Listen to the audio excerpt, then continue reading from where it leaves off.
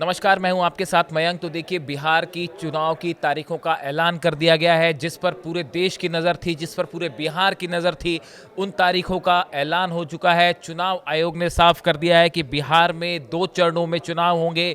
6 नवंबर को पहले दौर की वोटिंग होगी, उसके बाद 11 नवंबर को दूसरे दौर की वोटिंग होगी और 14 नवंबर को मतगणना की जाएगी। यानी 3 तारीख जो बेहद अहम। 6 नवंबर को पहले फेज़ की वोटिंग होगी, 11 नवंबर को दूसरे फेज़ के लिए वोट डाले जाएंगे और 14 नवंबर को काउंटिंग होगी। यानी देखिए, अब ज़्यादा वक्त नहीं बचा है, बेहद कम समय में बिहार में चुनाव होंगे। देखिए, इस पर सबकी नज़र थी। अब इसको लेकर तमाम पार्टियों की अलग अलग प्रतिक्रियाएं भी आनी शुरू हो गई है।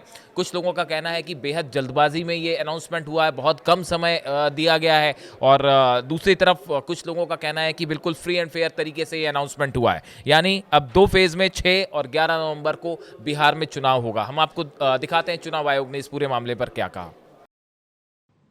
मेरे ख्याल से तारीखों का ऐलान कर देना चाहिए। नेक्स्ट, बिहार के चुनाव 2 फेजेस में होंगे। पहले फेज के डेट गैजेट नोटिफिकेशन 10 तारीख को आएगा, दूसरे का 13 को। Last date of making nominations पहले फेज की 17 को होगी, दूसरे की 20 को। स्क्रूटनी 18 और 21। विड्रॉल की आखिरी तारीख 20 अक्टूबर और 23 अक्टूबर। और डेट ऑफ पोल 6 नवंबर थर्सडे और दूसरा 11 नवंबर ट्यूसडे। काउंटिंग 14 नवंबर को होगी और पूरी चुनावी प्रक्रिया 16 नवंबर तक समाप्त कर ली जाएगी। नेक्स्ट, जो बिहार के 38 जिले हैं उनको 2 भागों में बांटा गया है।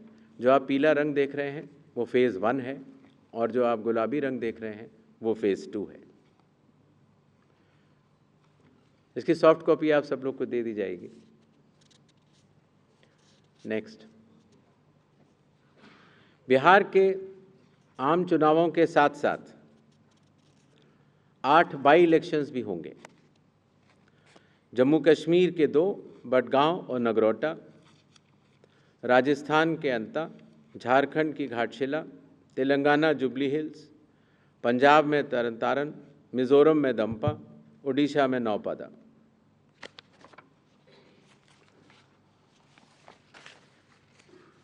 इनकी तारीखें भी अलग अलग कॉन्स्टिट्यूंसी के हिसाब से यहाँ पर दी गई हैं। डेट ऑफ पोल लेकिन सबका 11 तारीख ही होगा और काउंटिंग 14 नवंबर को होगी। इसके साथ कुछ चीज़ें हम ज़रूर बताना चाहेंगे।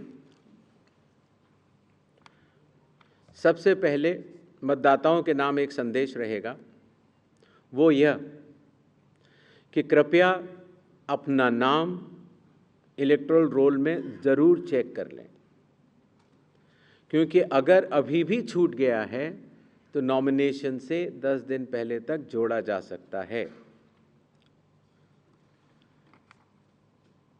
कृपया अपने पोलिंग स्टेशन के बारे में ECI नेट से जानकारी हासिल करें या अपने बूथ लेवल ऑफिसर से समझ लें।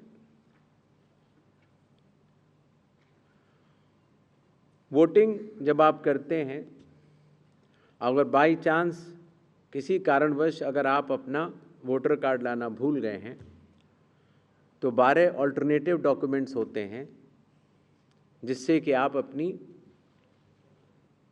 आइडेंटिटी बता सकते हैं और उसके बाद वोट डाल सकते हैं।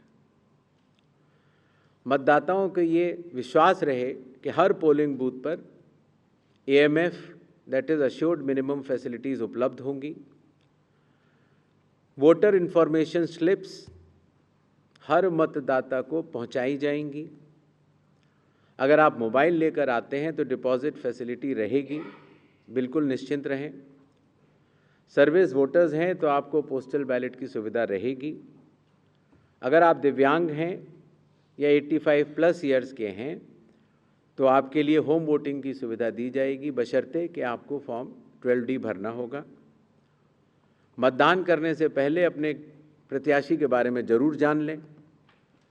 नो योर कैंडिडेट ऐप से भी आप देख सकते हैं। और अगर कोई भी प्रत्याशी या राजनीतिक दल मॉडल कोड ऑफ कंडक्ट का वायलेशन करता है तो सी विजिल की ऐप पर आप बता सकते हैं, 1950 पर भी आप बता सकते हैं या ऑब्जर्वर्स को भी बता सकते हैं।